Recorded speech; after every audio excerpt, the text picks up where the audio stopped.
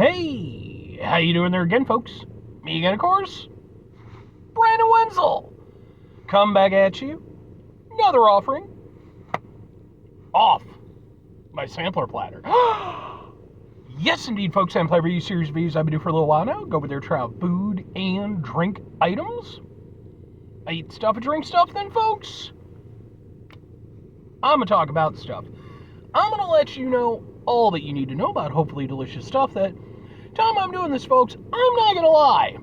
As soon as I'm done doing these couple of reviews, I'm going to go out and buy some CDs. Like it's $19.99. But we'll get to that. Folks, it's a super simple format. I'm going to go over there, try out food and or drink items for you. Whilst I'm doing so, I'm yam around about it for a bit.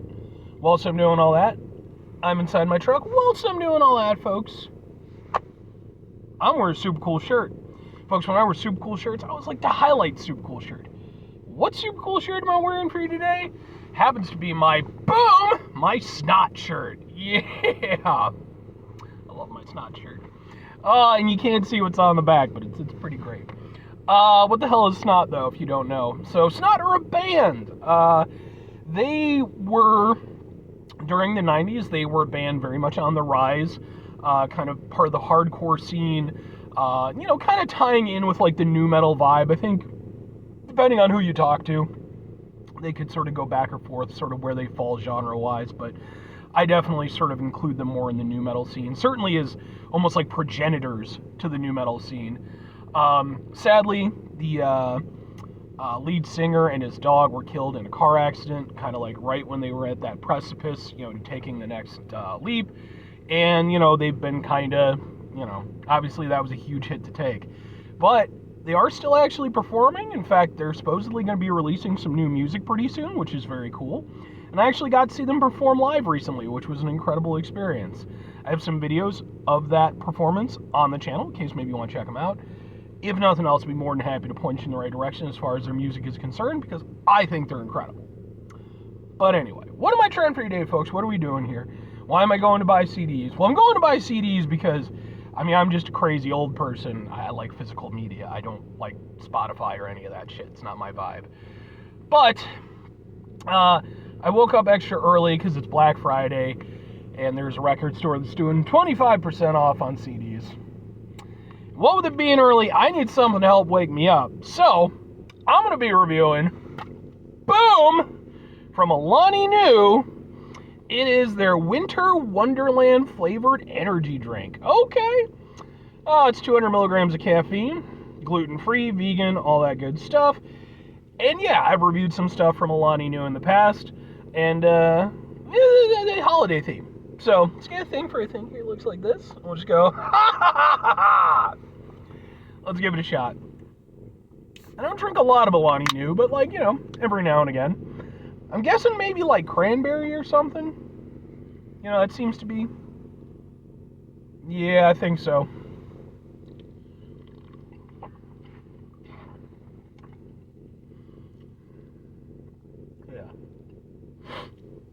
Okay.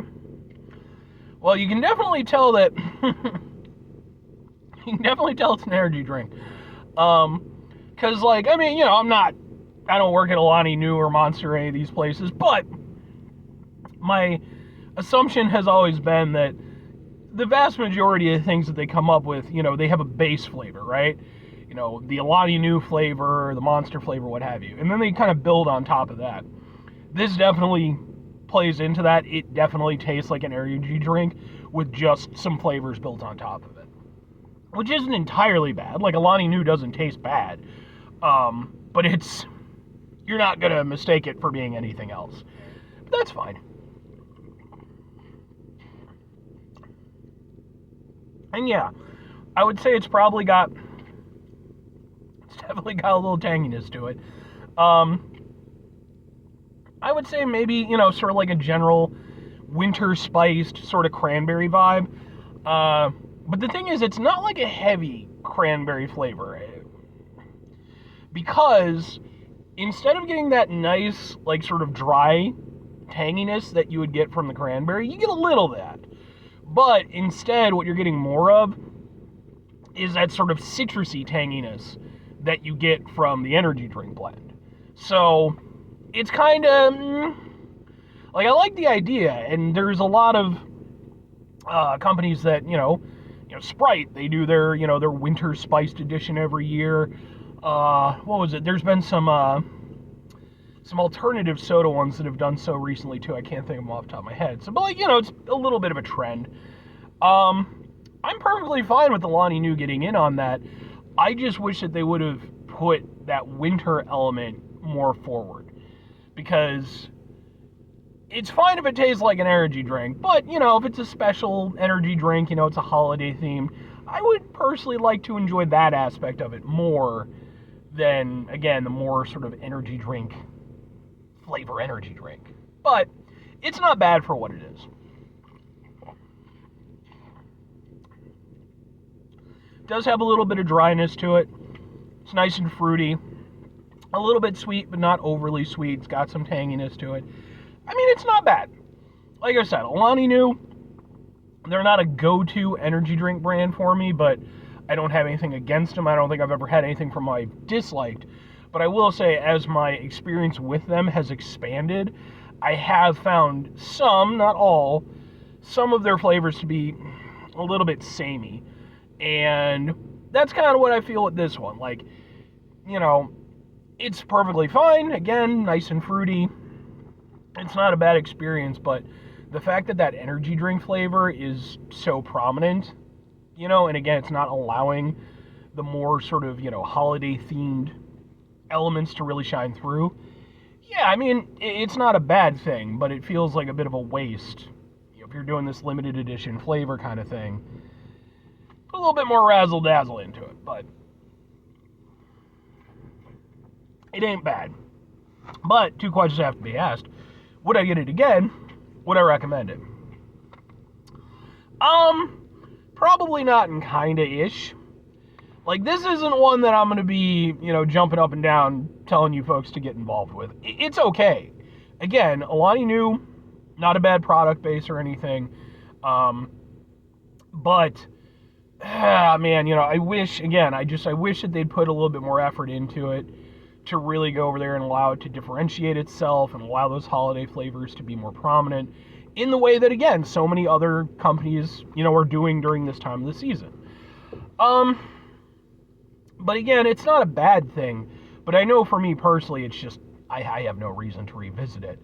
If I really want, again, that sort of like winter spice sort of vibe, I have those other options that I personally feel present it better, even if they're not in energy drink format. I can always do one or the other.